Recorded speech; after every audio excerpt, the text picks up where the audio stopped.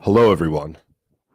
Welcome to the Farzy Show. Welcome in everyone on Jacob Media YouTube channel, as well as Farzy Show YouTube channel, and the people on the podcast. I'm going to be in the people on the podcast voice today because I still have yet to actually build the studio in the new house. I have still occupied a corner of the house, and the reason we're 3 minutes late starting the show today, which is a record since we started doing the simulcast on Jacob,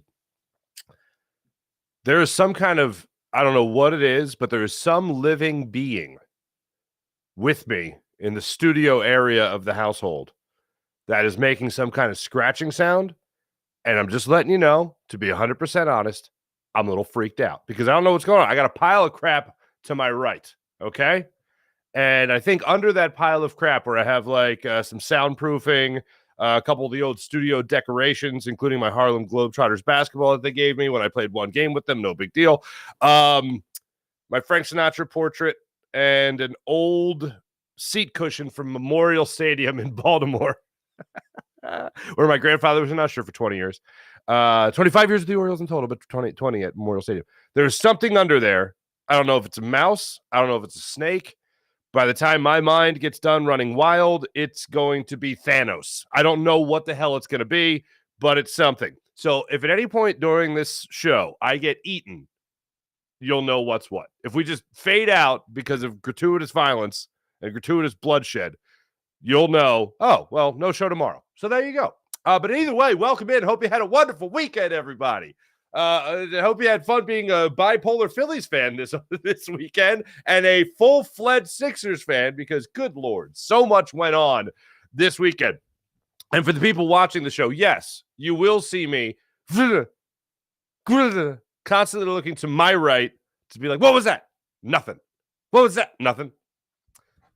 Anything that I think, because now it's in my head. Now I'm just going to be thinking the entire time, what's that? No, okay, that's nothing. That's nothing. No, nothing.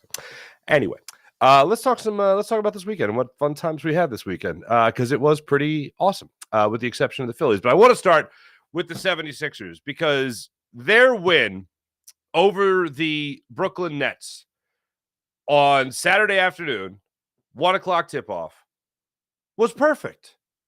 Let's talk about something for a second here. How many times have we talked about playing down to opponents? How many times have we talked about, oh, this team sucks and they're struggling with this team? Like, a perfect example of this is one of the last games of the season against the Boston Celtics, where the Celtics were down three key players.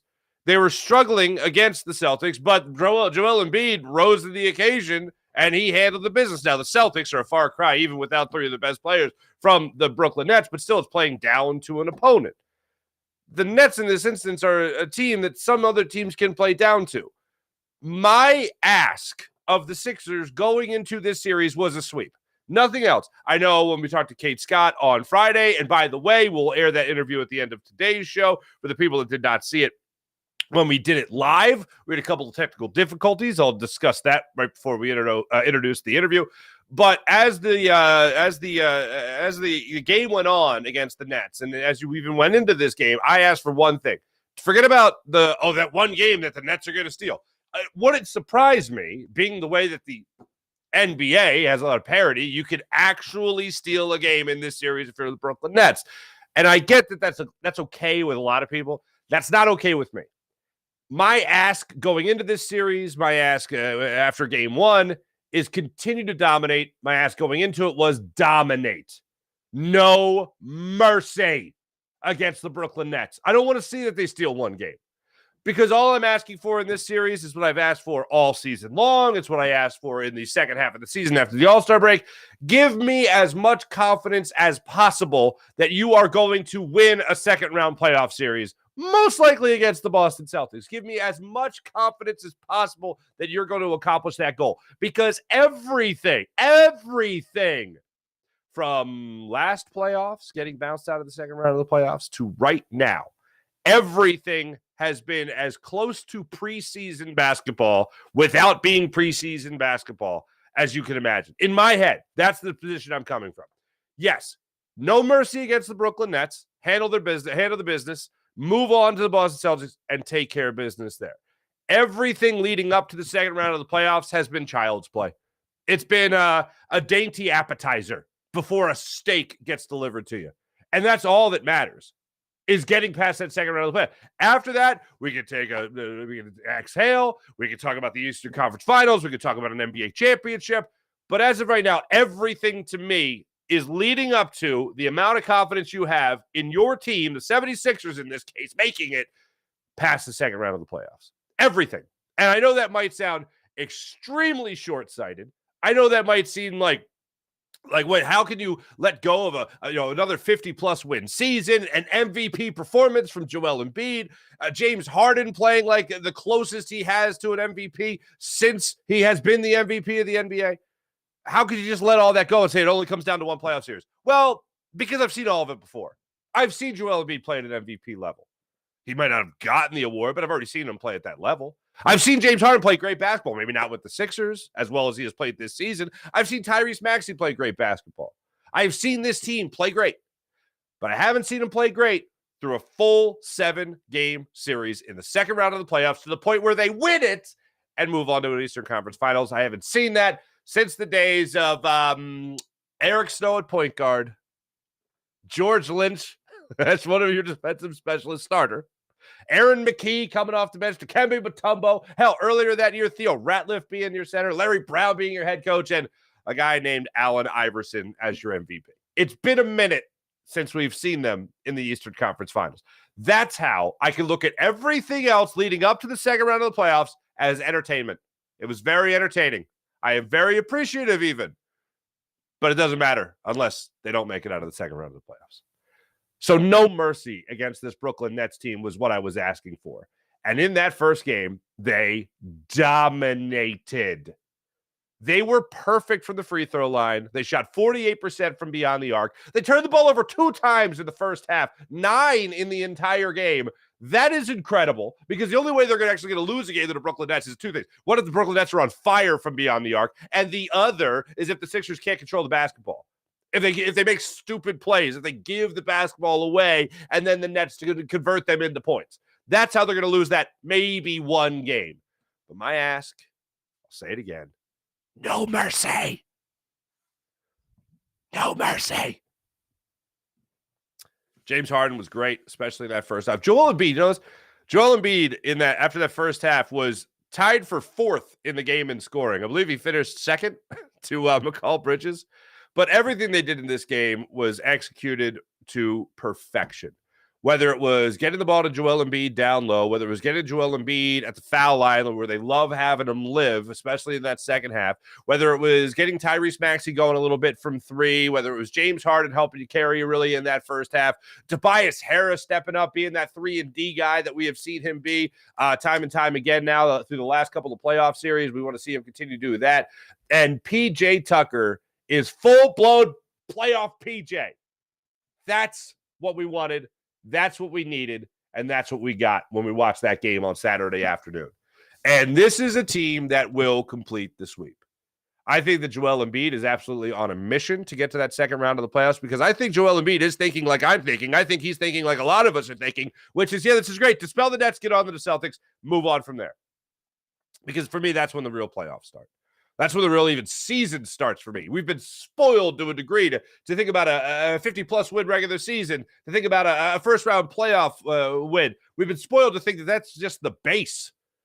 The bar right now is getting past that second round. And the Sixers, with the way they dominated this game with a 20-plus point victory, they did exactly what they're supposed to do in this game. After the game, you're listening to Doc Rivers talk about how well this team played. You're listening to guys like James Harden and Joel Embiid talking about how much fun this game was. And James Harden even coming out talking about how this game felt like it was perfection. They did everything they needed to do. They crossed every T. They dotted every I. They checked every box. Everything they were supposed to do against the Brooklyn Nets, they did in this series. Oh, what about Mikal Bridges? He went off. Yeah, he did. You know, someone's going to score points in the NBA, unfortunately. But if it's in a losing effort by 20 points, yeah, I don't care if Mikal Bridges scores 40. I don't care if he scores 50. If his team's losing by 20 points, Hey, I love the guy. I wish he was here. Him not being here is one of the biggest blunders of the process era of the 76ers when Brett Brown had the team for like 20 minutes as far as the general manager, and he made that awful decision. Yes, he should be here. That'd be great. Would love to have him here. But he's not. And with that being said, I like a guy like Seth Curry. And man, we all know he's Doc's son-in-law. But guess what? Doc wants to be his son-in-law. I did like during the broadcast, I think it was Kate Scott even that mentioned it. She said the conversation between Doc Rivers and his daughter before the game was awkward. I got to imagine this got to be a little awkward, right? But a little awkward. But my biggest takeaway from the Sixers game 1 victory over the Brooklyn Nets was perfection. They played a perfect game. They don't need to do that against the Brooklyn Nets to win. But I here's one thing I will say. There's going to be a game that we're sweating out in that fourth quarter. As I said Friday with Kate Scott, and I'm going to say again at the end of this show when we roll the interview again, there's going to be one game where Seth Curry just goes off from 3, and we're like, damn it, it's a 1-point game with 3 minutes left. What the hell, boys? Come on. And then the Sixers will go to the foul line, and that's when they'll just dominate, and they'll win by 10. But we'll be sweating to that 3-minute mark. There's going to be one of those games that happens, probably the first game in Brooklyn. So as this game went on, the Sixers just continued to put distance between them and the Nets. And the Sixers, I think, are in the same boat when it comes to showing no mercy and dispatching this team as quickly as humanly possible before getting on to that second round. So look forward to the Sixers getting back at it tonight, 7:30 tip-off. Game will also be on TNT, 7:30 tip-off in South Philadelphia. Look forward to that. Good God, man. Our baseball team is they're really testing us, huh? They're really testing us. So here's the way things broke down for our beloved Philadelphia Phillies over the weekend. First and foremost, the Phillies lose to the Reds 6-2. Then they beat the Reds 8-3. That was fun. And then they get blown out on Saturday 13-0. 13-0. Again, struggling with runners in scoring position. Josh Harrison has to close out the game as a pitcher on the mound. And I didn't even know this. I got into this on the Phillies postgame show I do for Jacob Media. I knew the rule about if you're down 8 runs, you could put a position player in. That's a new rule. But I didn't know the rule that if you're beating a team by 10 runs, you could put in a position player. And that's what the Reds were doing.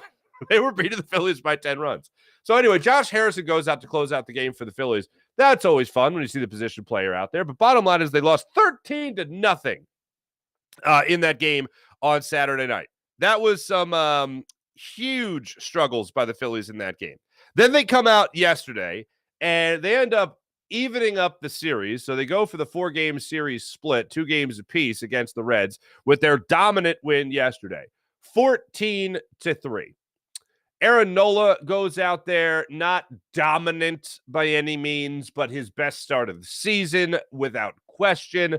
Walking 3 batters certainly hurt him. He had 98 pitches through 6 innings of work. Would have loved to have seen him go out there in the 7th inning, but I think with the up-down, plus 98 pitches, plus the idea you still wanted to make sure that he left the ballgame feeling good about himself, they decided to put in Craig Kimbrell. Later in that game in the 8th inning, I believe it was. Connor Brogdon came in and pitched the 7th. But you wanted Aaron Nola to feel good about himself leaving that game, and I get it. But the bats will find consistency with runners in scoring position. They might not be 11 for 27 like they were yesterday, still 11 hits with runners in scoring position when that's been a huge issue. And it came up in the conversation during the postgame show yesterday about whether or not this offense is good. And here's the thing. The offense is really good, but it ain't clutch. Clutch is hitting with runners in scoring position. And that's not something the Phillies have done with great regularity so far through the 16 games we've watched this year. Perfect example, previous night, where they got blanked And then somehow magically they put up 14 runs. Hey, a 9-run first inning certainly helps the Phillies. Bryson Stott being incredible certainly helps the Phillies. Trey Turner getting on base. And how about this? Actually bringing them home, whether it's Nick Castellanos, whether it's Kyle Schwarber, whoever it might be, whether it's Jake Cave hitting a bases clearing 3 RBI double like he did yesterday. The bats will come around in the clutch. Not just a matter of how many runs they're going to score, but how they're scoring them. I know not a lot of they always ask how. They always ask how many. They don't ask how. Well, this is a case where sometimes you got to ask how. And for the Phillies, if they're not hitting with runners in scoring position, this is going to be a struggle-filled season. It's going to be a very long season. We're going to have to endure a lot longer what we have endured so far this beginning portion of the season, again, through the first 16 games. I don't see that lasting. It's not going to be 14 runs every night. It's not going to be 7 runs every night. It's not even going to be 5 runs every night. But if you can hit in those clutch situations, you're going to go far. You get good pitching, you get good hitting, you get clutch hitting, most importantly, you're going to win a lot of ball games. And the Phillies have not done that with consistency. So when we see guys like Bryson Stott and Trey Turner get on base, set the table, and then we don't see them being brought in as it's happened through most of the year, that's a concern. That's a problem. But when you get those clutch hits and those runs across the plate, and you could do that at a consistent basis, on a consistent basis, and guess what? You're going to win a lot of ball games. And that's what you finally saw yesterday. They're going to be 9-run innings every first inning. But if you continue to get guys like Brandon Marsh to all of a sudden be hitting with a well over 300 average, you see that from Alec Boehm with consistency. JT Realmuto had a home run yesterday. You start to see him hitting the clutch a little bit. Then you're going to see this lineup start to click. And then throw that Bryce Harper fella in the lineup. Things are going to start to feel a lot better. Phillies just have to hang around. And they're a better team than a team that just needs to hang around or that could just hang around. But that's what the Phillies need to do right now. And when Bryce Harper comes back in this lineup, I think you're going to a hell of a lot more leadership. I mean, he's already out there with the Trey Turner and the Rhys Hoskins brass or gold thumb, which is hilarious, by the way. He's already in the dugout. He's already trying to offer some leadership. He's already palling around with the guys, which he should. And I love seeing. He's already out there learning to slide. That was the other thing. Over the weekend, Bryce Harper's out there during a 13-0 loss, and they're showing him during pregame warmups. They're cutting in during the game because the game really wasn't giving us much to cheer about. And we're watching the game, and they're cutting in with these clips of Bryce Harper from before the game, during warmups, where he is learning to slide on a different leg so that he doesn't have to slide on his injured Tommy John surgeried elbow. So let me get this straight. This guy is already doing everything he can to get back in the lineup well before the All-Star break, by the end of May. This guy is learning first base now so that when he actually is back, he can help the team in more than one way of just being a designated hitter. And on top of that, he's learning to slide on a different leg so he doesn't put his injured elbow on the ground while he slides. I'd say he's doing just about... Oh, and he is manning the golden thumb in the dugout. I'd say he's doing just about everything he possibly can to get back to this lineup as soon as humanly possible. And when he's back in the lineup as soon as humanly possible, he can help the team in as many ways as possible. Trey Turner for mayor. Trey Turner. Bryce Harper for mayor. Bryce Harper for president of the United States. If that's not leadership, I don't know what is. And I don't know anybody that can be as much of a leader while not playing, more so than Bryce Harper can. Not in Philadelphia, that's for damn sure. So I am very impressed with what he has done to this point. And can't wait till they get him back in this lineup, because then that's what I think you're going to start to see some consistency from these Phillies bats. And how about yesterday? I mentioned already, 11 for 27 from the plate. Couple of interesting things, despite this game being a blowout yesterday. I loved seeing this. This was awesome. Yesterday, you saw the Phillies up 10 runs in that 8th inning. Phillies went to the bullpen. Craig Kimbrell comes in the ballgame. He comes into the ballgame and he gets the first 2 guys out, strikes them out, including a 96-mile-per-hour fastball that was just humming, man. Steer steps to the plate. Phillies are in an interesting scenario, being up 10. They give up the hit to Steer. He gets a double. So now you have a runner in scoring position. Questionable call. It looked like Steer beat the throw to the bag. I think it was Turner that kept the glove on him. And next thing you know, Phillies are going, we want to review that. Rob Thompson's signaling that he wants to review that play. And this is, I think, speaks volumes for Philly Rob, okay? Up 10 runs, they decide to challenge a runner in scoring position in the 8th inning. Now, why do they do that? You know who that really benefits? Kimbrel. Kimbrel has been struggling in the early goings of his Phillies career. ERA plus over 7, all right, coming into the ball game yesterday. Let's just say that run scores. Kimbrel doesn't have a scoreless frame. Let's just say even with 2 outs, you have a runner in scoring position. You think you want Kimbrel walking off that mound, allowing another run? No. If you have an opportunity as a manager to make sure that that run can't happen, if you have an opportunity actually as a manager to just face the minimum for your bullpen, a guy like Kimbrel, you're going to take advantage of it. And you should take advantage of it because so much of this game, especially if you're having struggles, is about confidence. Kimbrel not allowing a run, Kimbrel not allowing a runner in scoring position, that to me speaks volumes for Philly Rob to be aware of that, to make sure that his bullpen arm, next time he comes into a game, is riding a little bit of a high. I mentioned it earlier when talking about Aaron Nola. Get him out of that game at 98 pitches, 6 innings. He at least logs a quality start, right? 2 runs, 3 of them are 2 earned runs, 3 total. That's a confidence builder for a guy that just wants to make sure he can get back on track and hopefully another season where he gets maybe his 3rd Cy Young consideration towards the end of the year. Got to build that confidence up for a starting pitcher. Got to do the same thing for a bullpen arm. And Kimbrel hasn't exactly been able to build up a lot of confidence this year. He's had a lot of struggles already. So by challenging that play, despite being up 10 runs, it might be meaningless to the team, but it means a lot to the guy on the mound that's going to be helping you out of some critical situations as the season goes on. I applaud Philly Rob. When it first happened, I was like, Philly Rob, ultimate competitor. This is great. Well, first off, leading into that inning, if you remember, Bryson Stott gets on base. Then Kyle Schwarber gets on base, hits that long single off the right center field wall. And I'm thinking, oh, that's a double for Schwarber, maybe even score a run. Phillies lollygagged a little bit, being up 10 runs, right?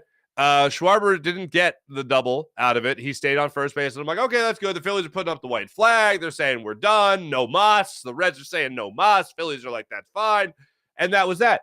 So they took their foot off the gas a little bit in that inning, the bottom half of the 7th inning, or excuse me, top half of the 8th inning, excuse me.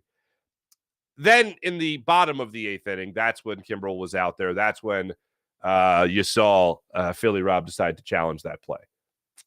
Why do that? That was my first thought, being up 10 runs. And I'm like, oh, Kimbrel's been struggling. You want him to get out of this game unscathed.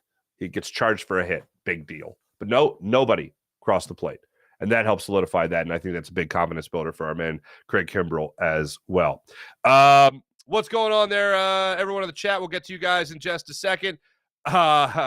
Phillies are back at it today. Look forward to watching the Phillies go at it tonight. 7:10 start time. Zach Wheeler gets the hill, gets the mound, looking to build off of his 6-inning 1-run performance from his last start.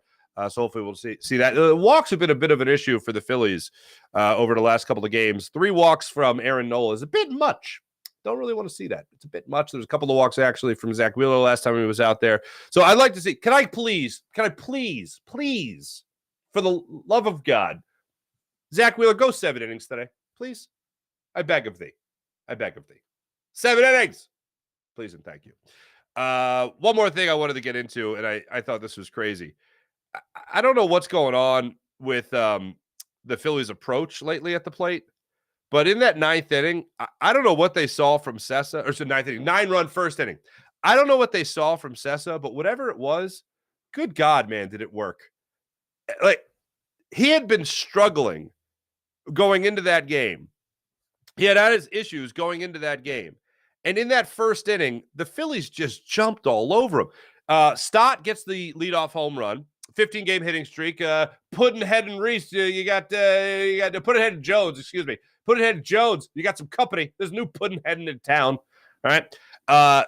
Turner gets the infield single. Schwarber walks. Castellanos walks. Marsh steps up there, swings at the first pitch. Again, there's going to be certain situations that piss me off about swinging at the first pitch. A couple of walks already in the inning, and you're hacking at the first pitch. They did it. That gets under my skin a little bit. But sure enough, no problem. RBI single. Real Muto makes an out.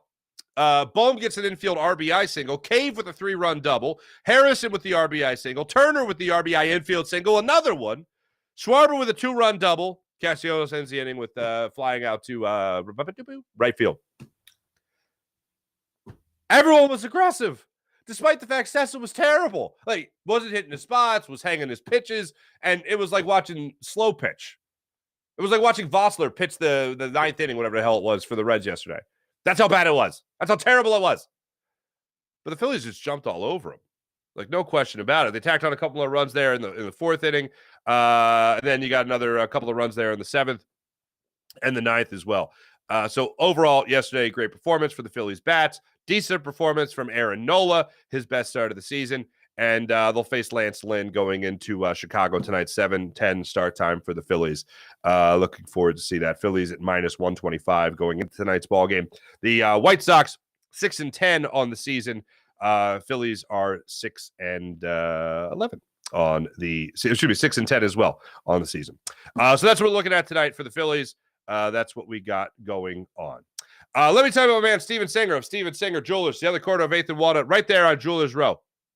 Trust my man with the perfect price each and every day online at I8StevenSinger.com. That's I8StevenSinger.com. One place, one price, the perfect price online at I8StevenSinger.com. Here's what you get at Steven Singer, that perfect price. So when you walk in, you don't have to feel uncomfortable. You don't have to feel the pressure. You can feel like you're going to get taken care of by a real jewelry expert that will treat you like a real family member at the other corner of 8th and Walnut. Steven Singer Jewelers, one place, one price online at I8StevenSinger.com. That's I8StevenSinger.com.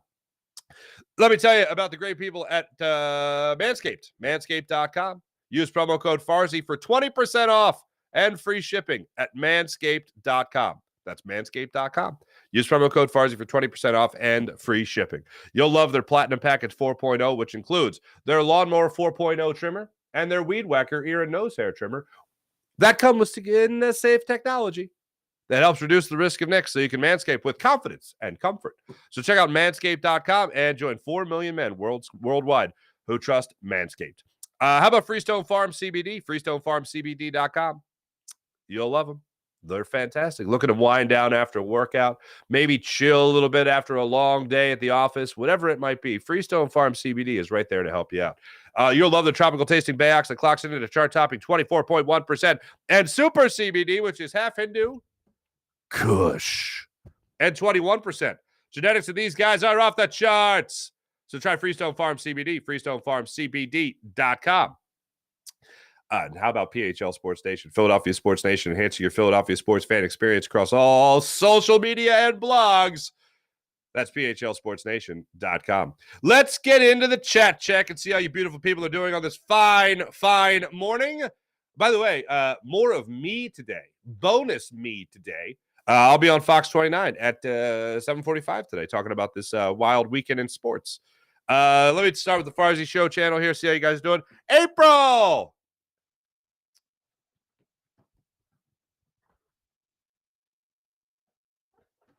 No. So far, no sign of Thanos. Hold on. Take my headsets off.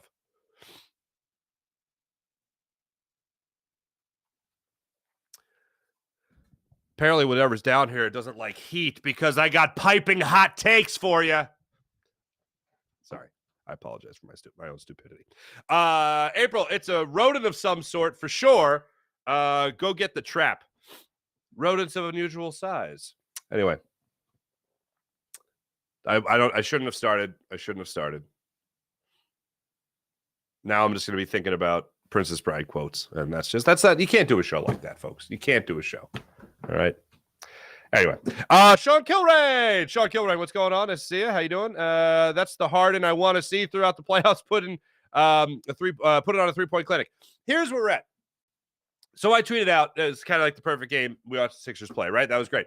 And then somebody commented on my tweet, and they were like, I don't think so far. James Harden could barely jump. Like, people like me get accused of being too negative. I say the Sixers play a perfect game. One guy says to me, you're king of the fanboys. And I'm like, okay. Shucks. I don't know. And then another guy, I don't know. Harden can't jump. They won by 20. They did exactly what they were supposed to do against a far inferior team. They spanked them. They put them over their knee, and they spanked them. What more do you want? It was a perfect game. But that is boop. Did you want to see from the Yankees game? What the Yankees? They suck. No, they're pretty good. Travis Rakeen, what's going on? My Heat destroyed Milwaukee. That's another thing somebody hit me up with. I love Jimmy Butler. You guys have heard me say many times that Jimmy Butler's the guy that pulled the rug out from underneath the process. The actual process, not Joel Embiid. Pulled the rug out from the process. And he's like, yeah, you ran him out of town. Ran him out of town?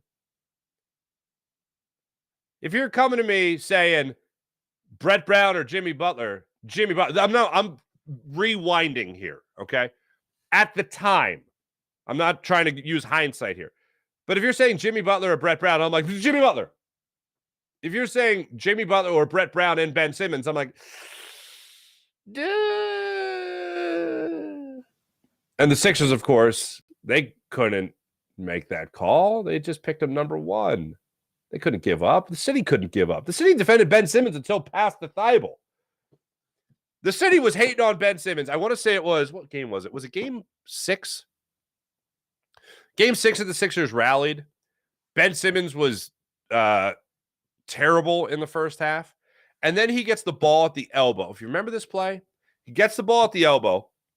For the people on the podcast, I'm pantomiming getting the ball at the elbow. And he gets the ball at the elbow, and he sees Joel Embiid cut to the basket, and he just does that little like hook pass, no-look hook pass over his head to Joel Embiid, who scores. I think it was for the alley-oop. And it was like, oh, my God, this is incredible. Ben Simmons is back. Joel Embiid is going to continue to dominate. This is amazing. And then that was the last time we felt good about Joel Embiid and Ben Simmons together before Ben Simmons passed the Thibault in Game 7. But up until that moment, people were still very much willing to defend Ben Simmons. After that, it was indefensible. It was awful. Everyone, for the most part, was looking to really defend Ben. Even up until the trade, there were some people who were like, if you can come back and you can work it out. You know when a lot of people, and myself included, when we were out on Ben, when the team wanted to go visit him in LA, and he was like, nah, I'll save you the trip. Don't even come out. Haunting. At the time, most people, myself included, when it was the decision between either Jimmy Butler and Brett Brown or Jimmy Butler and Brett Brown and Ben Simmons, they were like, well, we got to choose Ben Simmons over Jimmy Butler. But, man, it didn't feel good. Because if you were wrong on Ben, which you were, which I was, then that meant that you were going to be letting Jimmy Butler walk. And you knew he was going to be a thorn in your side. And who beat the Sixers in the playoffs last year? Whatever you tell me, whatever you want about Joel Embiid. He was hurt, whatever it might have been. Broken face, fine. James Harden disappearing, whatever you want to say about it. Jimmy Butler beat the Sixers. And if Jimmy Butler was still here in Philadelphia, I don't think we're talking about consistent second-round exits. I don't think you're losing last year in the playoffs in the second round. I think the Jimmy Butler, Joel Embiid Sixers would have done some damage. Now we're going to have to see how far the James Harden, Joel Embiid Sixers are going to go. And hopefully it's to the championship. But yeah, that was a hell of a game. The Heat were incredible. Tyler Hero, what was it, a broken wrist? A broken hand? Not going to see him no more, not at least this year. And I'm a big Tyler Hero fan. Love that kid's game. They caught the pitcher with something on his head. Oh, April. The stupid Yankees cheating. Who's your biggest threat in the East? Is that a question for the Sixers? Biggest threat in the East is the Boston Celtics. Ahead of Milwaukee. I don't fear the Heat. I'm a huge Jimmy Butler fan, but I don't fear the Heat with the matchup with the Sixers, especially now. I don't fear Milwaukee. Sixers match up well with Milwaukee. The biggest threat to the Sixers is the Boston Celtics. Like I said at the beginning of the show, the Boston Celtics come out here without 3 of their starters. In 2 games this season, they were down substantial men. All right? Marcus Smart. They were down Jaylen Brown. Who else was it? Oh, it was the game that Blake Griffin hit like 7 threes. The Celtics just find a way to beat you. And it pisses me off, damn it. I'll have to go back and check out the Yankees. Jess Datip. Datip? Datap? Did I say it right? Good morning to you as well. Welcome. Hit the like button, YouTube. Oh, thanks, Jess. Appreciate that. 420 is coming up. That's great.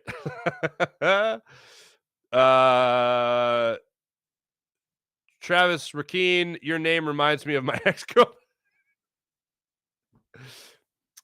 You know what my name reminds me of? It reminds me of what it's not just what is it? Wedding Crashers. Just see how it feels. It reminds me of what's the big phrase now on like TikTok? You'll see something that has some sexual innuendo, and it'll be I should call her. Sean Kilrain, Scotty Ties, Puddin-Headed Jones. You gotta love it. Keep it going. Night Shifter 215. Working the night shift, are we? Hey man, I love what I'm doing. I really do. Like, I have really gotten into the podcast world in terms of listening to a lot of different podcasts and just seeing what other people do. And I love this vibe. I love that I can just do whatever the hell I want. I love being my own boss. That's fun too. But I don't see radio in the future. I really enjoy what I'm doing now. And this is the world we live in now. Like, people are like, well, the people are everything's headed to podcasts anyway. And I'm like, everything's kind of already there. Like, don't get me wrong. All that other stuff is great. It's great. And I have a lot of friends out there, and it's great. And I think it's going to be around for a long time. I don't think it's going anywhere. But yeah, as far as me personally, it'll be hard to get me out of this chair. I'll tell you that much. Well, it won't be hard if Thanos comes out of the corner over there and takes my soul, whatever the hell's over there. Hold on.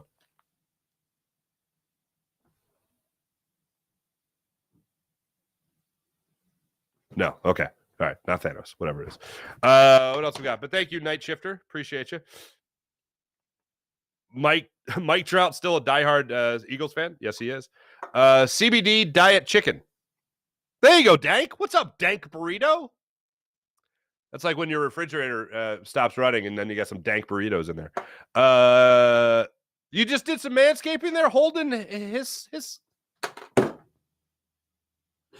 You almost got me. Holden. Adam Schefter said the Eagles showed a lot of interest in O-lineman. Now you guys just, what are you, a bunch of Bart Simpsons? Come on. Dank Burrito's my favorite, if that's your real name. This has been the most lively. This has been one of the more lively chat checks. Farzy the trendsetter. You got to pronounce it right. You got the pronunciation right. Thank you, Jess Dateep. 2 rings if Buckets was here. Ooh, Holden, you're so right. There's something about the name Holden that's so classy, and then the last name is just hysterical. Burmy 777. Much love from Bermuda. What's going on there, Burmy? Nice to see you. Dank Burrito is the name of an amazing burrito joint here in Northgate. Really? That's amazing. Mihai, what's up, Mihai Sanchez? Morning, Mark, and everyone. The Celtics depth scares me, and so does the Reds. At least the Reds should have made it to October. They won't make it to October. Also, if anyone notices, happy Boston Marathon, everyone. Good luck to them runners. Keep the Farzy show forever. Thank you, Mihai Sanchez. Appreciate you. I believe you're saying, Dank Burrito, yes, April, I actually saw that after I made the name. Wanted a restaurant with weed-themed food. Holy cow, my fridge is broken, and I just bought some burritos from the store. My fridge is also broken. And when we bought the house, it's a Sub-Zero. Everyone complimented us on the freaking refrigerator. Anyway, they're like, that'll never die. It's a Sub-Zero. Busted. Anyway, thanks everybody in the chat on the Farzy Show page. Let me jump on over to the YouTube channel for Jacob Media. What's up, Jacob Media? Go Sixers says, morning, Farzy. Good morning to you, Go Sixers. Duck, what's up, Duck? You could easily do a show with Princess Bride quotes. Wait, what? Duck, the second he started dating the Kardashian is when everyone knew he was done. Jacob Sports, which chat was you reading off of? The Farzy Show chat. Usually what I do is I read off Farzy show chat, and then I come to the Jacob chat, and then I interact with you guys as well. And there we go. You know what's funny about that? Look, that's his personal business, all right? I don't like getting too far into players' personal lives. But it did kind of tell you something. If you really wanted to read into it, and this is me at the time thinking this isn't revisionist history. But like he was going with that Tina Shea, right? Lady, that nice lady. And he was dating her. And then all of a sudden, he was with the Kardashian. He was with a Jenner, excuse me. Caitlyn, who's lovely, beautiful young lady. And it was like, there was something about it that just was, it screamed Hollywood. Like it screamed, in my opinion, from afar. So what the hell do I know? But from the totally objective point of view, it was like, damn, that was a quick turnaround. He upgraded on Fame. That's weird. But whatever, good for him. They went out and bought a vacuum together. I remember that story. He put his jersey on her to sit on the sidelines. Interesting move. Bold move, Ben Simmons. But that's what he did. So there you go. Now there's Bank Dorito. Now we got a new name on the Jacob Sports YouTube channel. Good morning, Mark. So glad Jacob picked up. Thank you very much. Nice to have you. Strong. Rob Ellis is strong. I'll tell you right now. Yesterday we played in the Jacob Media. I hate to use this word, but it's what it's called. The Jacob Media Celebrity Basketball Game against the Sprinklers Union of Philadelphia. Awesome guys. We play against them every year. Big fan of those guys. And we played against them, came down. We lost by 2 points. And Rob Ellis is all over the boards. He's an animal. I'm not kidding you. He's a hustler, an animal. He's not afraid to shoot. His son, Robbie, was playing. I haven't seen him since he was a little boy. Robbie's like 7 feet tall now. And we had a great time. Barrett Brooks was on the squad. We had a couple of ringers as well. But unfortunately couldn't get over the hump. And I don't want to brag, but I didn't have one. I didn't have two. I had 3 rebounds, okay? 0 points. 3 rebounds, okay? I shot 2 threes, missed them both. That's what happens. But I'm sorry I couldn't bring home the victory for Jacob Sports. Hemiscusi. Thanks everybody in the chat. You guys are great as per usual. Hey, like I said, bonus me today over on Fox 29 starting at 7:45. I'll be on for the basketball segment with my friend Eitan Shander, as well as some baseball as well. See, we're both bald. Get it? Jim Hyden produced program, did a wonderful job. To end the show today, we are going to re-air our Kate Scott interview that we did with many technical difficulties. Give you a little behind-the-scenes tour here. We had some work done in the house. We didn't have power for 6 hours because we had to get our a new electrical panel. So I didn't have any electric. So I was going to go over to the auxiliary studio, mom and dad's basement, but I opted to go to a friend's house around the corner, and the Wi-Fi crapped out a couple of times. So we had to do some editing, some crafty work, Jim Hyden and I. So here is a shorter, well-edited, more flowing version of this interview we did with Kate Scott. The end, we start by talking about Joel Embiid. We end by just talking about how Seth Curry is going to annoy us at one point, and it comes to a rather abrupt end, but that's on me. Thanks, everybody, for watching. You guys are great. Be back with you guys tomorrow. Talk some Eagles draft. Also talk about another 76ers victory, hopefully. Continue to dominate. Thanks, everybody. Have a great rest of your Monday. See ya. I'm sure if I ask you if he's your MVP, the answer to that question is going to be yes. So do you think it's something that is no longer on his mind? I think I hate to, again, knock on wood and jinx anything here, but I think he realizes that he's about to win that award. Is that something you think he gets to check that box and now focus on just being dominant in the postseason for a long playoff run? Yeah, well, from what the early returns have said, because I'm sure all of us are paying attention to all of that stuff, right? It sure seems like he may finally pick up the MVP this season. And I really appreciate one of the many things that I appreciate about Joel is that when he does sit down with the national media, which is rare, but we've seen a number of things come out this week, right? And he has said, I chose very purposefully coming into this year after trying so hard to kind of advocate for myself the last couple of seasons and seeing it go nowhere.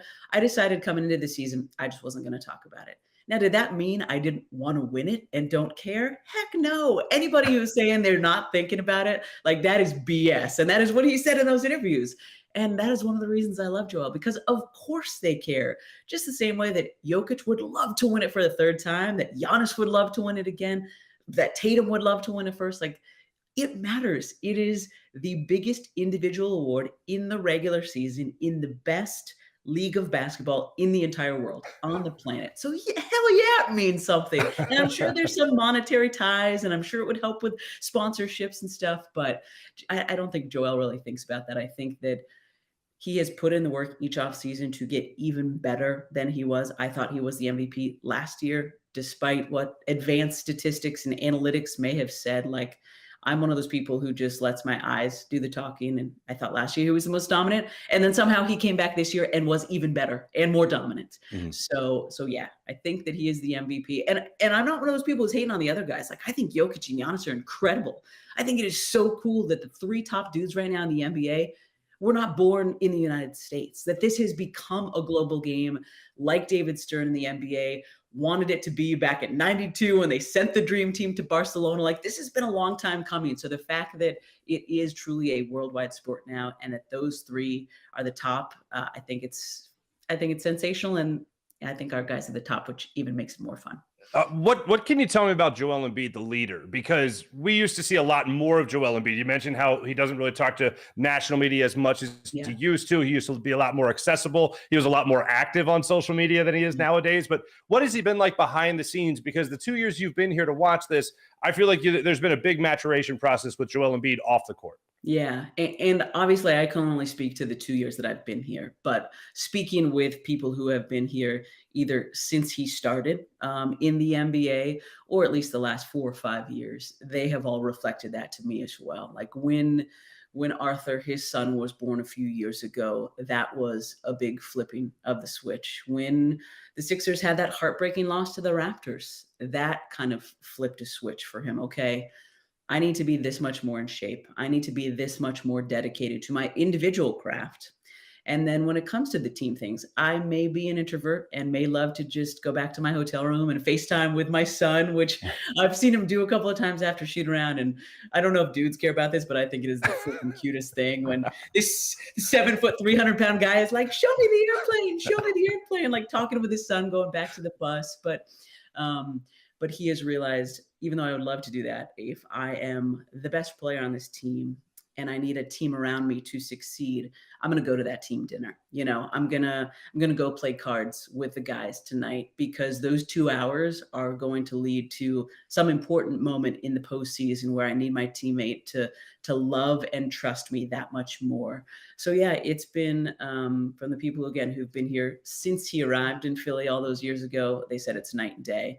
And what I've seen, it's been really impressive. And I think even we can just tie it to since James arrived, a little over a year ago, the maturity that both of them have shown with compromising at times to make sure the other guy is getting what he needs to feel confident and successful in himself and his role in the team. So I've been blown away by what those two have done together over the last year plus. It's been a phenomenal season by the Sixers team in total. Is there one play that you called, one call you made during this season that sticks out in particular that really was special to you and the Sixers season? Oh, man.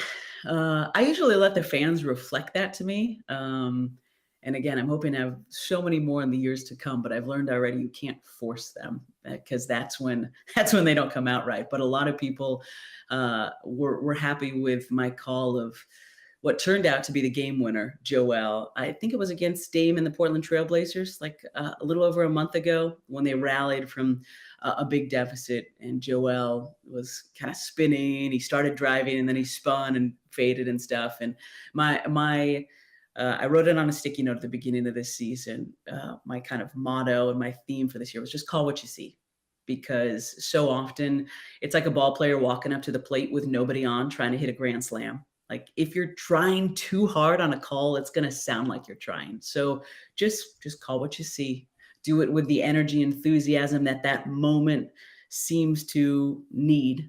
and then get out of the way and let the pictures do the talking, because it's television, right? If it was radio, I would be talking a lot more. Right, of course. But that was one of those moments. And then again, there's so many. I mean, Joel had a career high in points this year. Tyrese Maxey had a career high way back at the start of the season up in Toronto.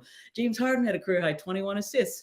The Sixers just a couple of days ago beat a full squad Hawks in Atlanta in overtime, and all of us were like, "Can we just get the hell to Brooklyn? No, we got to beat this team first."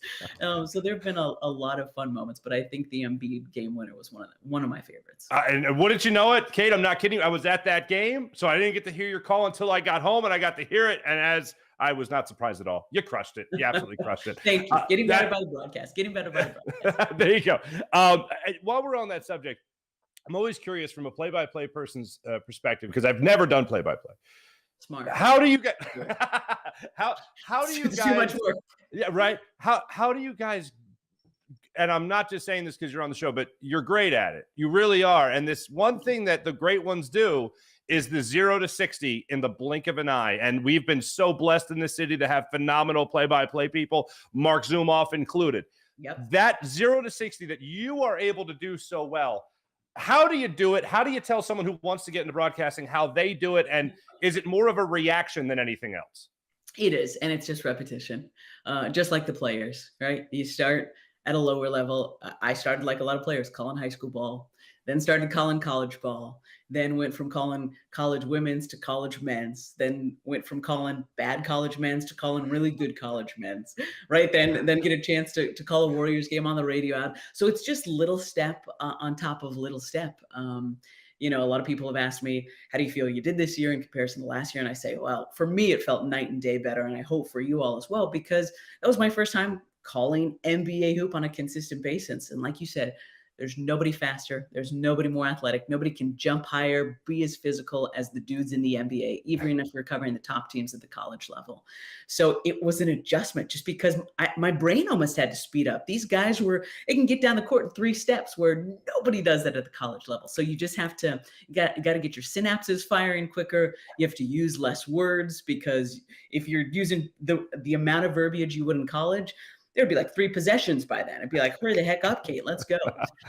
So just repetition and practice, and being willing to be really, I like to say, relentlessly self-critical.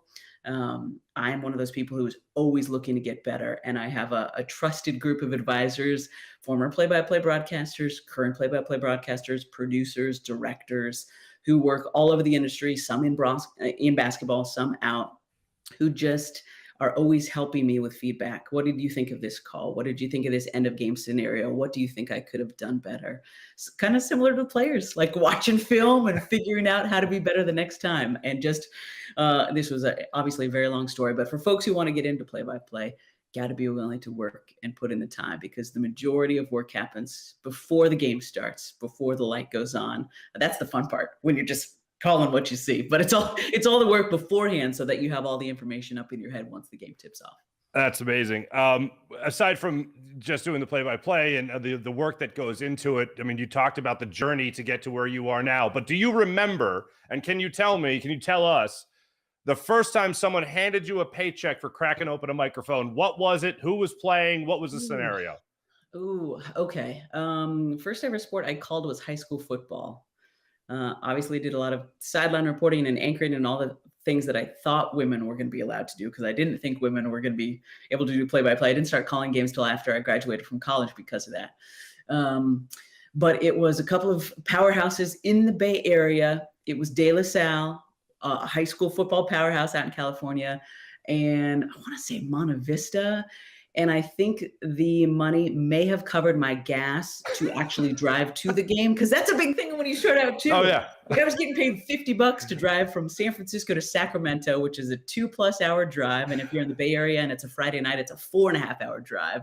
So, and you're getting like $50. So you're like, okay, gas. And then I stopped at McDonald's or wherever to get dinner. So I maybe made $15 off of that great broadcast I did. But I think I made like 125 on the first game I called. I was awful, but I nailed one touchdown call. And afterwards I was like, oh my gosh, that was so fun. If I actually put in the work and get to a point where I don't suck at this, I think I would like to do this for a job. So that's why he started high school, because it was like on non-HD. Probably the players and their parents couldn't even find the game that weekend. And you practice and you get through the sucking, and then you get better to the okay, and then you figure out, okay, how can I go from okay to good and good to great? So, all right. Who scored the touchdown, and what did you order from McDonald's? Who scored the touchdown? I know Bart Houston threw the pass, and he actually, I think, went to be a quarterback at Wisconsin. I want to see Anthony. His first name was Anthony something. Okay. De La Salle went up by 2 touchdowns, and I was like, yeah, De La Salle. I was hoping you guys were going to lose, but that's okay. It was a great game. That's amazing. And definitely got a number 2 coming home from McDonald's, 2 cheeseburgers and the fries. Might have supersized them. And with the Diet Coke, because I'm watching my figure with the 2 cheeseburgers and the supersized fries. So a lady always has to get her Diet Coke. Now look, okay, so you go from that game, De La Salle, right? You go Sixers and all that stuff. And then this is, of all the things, this is something I'm wildly jealous of. This is amazing. First off, Mike Golick is one of my favorite humans on the planet. He's been on the show a couple times. He's a great guy, and I love cigars, and I love drinking. And I love hanging out with people that love sports. And I think all 3 of you right here. Set the scene. This is off your Instagram. People need to follow you on Instagram, of course. Goodness. Tell me what's going on here. What are we celebrating? What are we doing? Okay, well, that's obviously Skinny Golick, as we like to call him, on the left, maybe you're right, who looks like a completely different dude than when he was hosting ESPN's best radio show for 20-plus years. The other dude is Tom Bowman, who was our producer of College Football Saturday Night for Learfield Radio. So that was, before I got the Sixers gig, the biggest gig that I had gotten. So last year, some Sixers fans, understandably, were like, this chick just got the job. He's missing games. So I had already signed my 13-week college football deal. We were calling a college football game of the week because there's this weird chunk kind of in the afternoon on Saturdays where all the SEC and ACC morning games are done, and the Pac-12 and West Coast games aren't starting till like 6:30 or 7. So radio stations across the country were looking for like a 3:30-ish West Coast kick, 6:30, 7 o'clock Midwest, East Coast. So each week we knocked off a ton of the great ones. So that was actually in Alabama. We found a cigar bar. It was, I think, our second to last week. It was like week 12. And the 3 of us had just the most fun in the history of fun. We'd never met before. And when we started the first week, you're trying to get to know each other. And then I just started being myself, and I was like, bros, let's get into it, guys. Let's have fun. So it turned into really a food tour. We would go out to dinner. We would all fly into whatever city we were in Friday night. We go out to a big dinner Friday night. I would post it all on Instagram. Then we go out to a big breakfast on Saturday morning. There's no doubt in my mind that I wasn't as confident going into last season here in Philly without my time with them, because obviously Golick played here for a number of seasons. So he was like, check out this place. He was so excited for me. He said, just dive in, just be yourself. Philly's going to love you. It's going to take a while, but if you're yourself and you're honest and direct, all the things you are, Kate, like, they're freaking going to love you. And those guys are now Sixers fans. They've still been paying attention. They're texting me like, Joel's the MVP. He's so awesome. So, and also cigars and beers and scotch. Any time of the day, wherever you are, whether it's Tuscaloosa, whether it's after a Saturday afternoon Sixers game, there's never a bad time for it. So thanks for bringing that up, because Mike, Tom, love you guys. Not here without you. They're awesome guys. And I am curious, and I'll, of course, get the prediction on the Nets if you'll grace us with that. But before you came to Philadelphia, I'm always curious to know this about people before they work here. What did you know about Philadelphia, and what did you expect from Philadelphia? Well, I called a college game or 2 here. I called some A10 hoop for NBC Sports, the NBC Sports Network, before NBCSN went off air a couple years ago. I knew it was blue collar. I knew it was gritty. I knew you had to earn your keep. I knew that it took a lot of pride in itself and everything that meant. It's food, it's people, it's sports teams. And I related to that from afar, because I know everybody ties me to the Bay Area because that's where I went to college and that's where I started my career. But I grew up in a small town in the middle of California where sports were life and Friday night football games were it. And you had to earn everything that came your way. I didn't go to a big broadcasting college. I didn't play sport in college. I didn't have a dad who has a big name in this industry. Like, there's no reason that I should be here doing what I'm doing right now. But I worked my tail tail off to get here. So it always seemed like someplace from afar, again, not knowing it too well, just kind of parachuting in and leaving, that I could fit if people gave me a chance, and where I would really enjoy being because of what I know about the city. And it's proven to be just that. And as I've told a lot of people before, I think y'all project that you're rude and unwelcoming just to keep the housing prices down and just to keep people away, which I totally appreciate, because I don't like a lot of people either, but I love everybody here in Philly because they're honest, they're direct, they're so passionate. They care about their families, they care about their teams, they care about their like they just care. And that's who I've always been. So it feels in a weird way like this California kid has come home, and I'm hoping to be here for a long time. That's beautiful. We hope to have you for a long time. Can I get a prediction for you just as far as this Nets series go? Sixers, Nets, what do you think? Sixers in 5, baby. Let's do it. Sixers Love in 5. Love it. No disrespect to the Nets. I love the pieces they've brought in. Bridges, Cam Johnson, Spencer Dinwiddie, Nick Claxton. Like, I really respect and appreciate those guys as ball players. I think Jock Vaughn, I'm so happy he finally is getting the opportunity to coach the team, since like he's been passed over for other people. So I think that in a few years, they're going to be a force to be reckoned with. But Joel Embiid, James Harden, like a couple of all-timers when it comes to the NBA. The Sixers have way more talent. They have a lot more to play for this season. So I think it's really going to just come down to focus and attention to detail. If the Sixers play their game and do all the little things that Doc Rivers and the staff has been telling them to do this week, that they should handily win this series. I think the Nets might be able to take a game just because they have so much talent. You go to Brooklyn, the fans there are loving the energy of these young guys who finally the cloud of everything they've had to deal with the last year and a half is gone. So they love hoop in New York, and they're going to be rabid. So I won't be surprised if Bridges goes off he already has 340 pieces in his short tenure in Brooklyn, going against the team he grew up rooting for, the team that drafted him. I could see him going off. And Spencer Dinwiddie, we know he's a good scorer too. So I'm giving the Nets one game, but I am okay. And there's going to be one game where Seth Curry just is annoying the heck